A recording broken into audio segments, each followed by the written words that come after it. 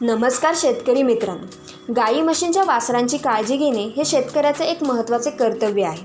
विशेषतः उन्हाळ्याच्या दिवसात त्यांची अधिक काळजी घेणे गरजेचे असते.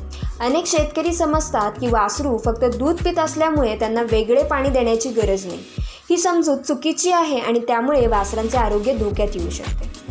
दूध हे वासराचे प्रमुख अन्न आहे आणि त्यात सुमारे 85% पाणी असते. पण उन्हाळ्यात फक्त एवढ्या पाण्याने वासरांची तहान भागत नाही. उन्हाळ्यात शरीरातून जास्त प्रमाणात पाणी बाहेर पडते, त्यामुळे वासरांना स्वतंत्रपणे पाणी देणे खूप आवश्यक असते. मग उन्हाळ्यात वासरांना पाणी का दिले पाहिजे? 1. उन्हाळ्यात तापमान खूप वाढते. पाणी हे शरीरात थंडावा राखण्याचे काम करते. जर वासरांना पाणी दिले नाही तर त्यांना उष्णतेचा त्रास होतो. 2. पाण्याचा अभाव झाल्यास वासरांना डिहायड्रेशन होऊ शकते, ज्यामुळे त्यांची वाढ खुंटते, ते सुस्त होतात आणि आजारी पडतात. 3. दूध पचवण्यासाठी शरीराला पाण्याची गरज असते. पाणी कमी झाल्यास पचन नीट होत नाही आणि अतिसार, गॅस, बद्धकोष्ठता होऊ शकते.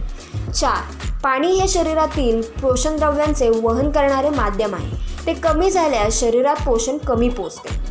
5. जास्तीत जास्त पाणी पिणाऱ्या वासरांची वाढ चांगली होते, ते सशक्त बनतात आणि रोगप्रतिकारशक्ती मजबूत होते. म्हणूनच वासरांना पाण्याबरोबर एंजिरी शक्ती पण द्या, ज्यामुळे वासरांची वाढ चांगली होण्यास मदत होईल.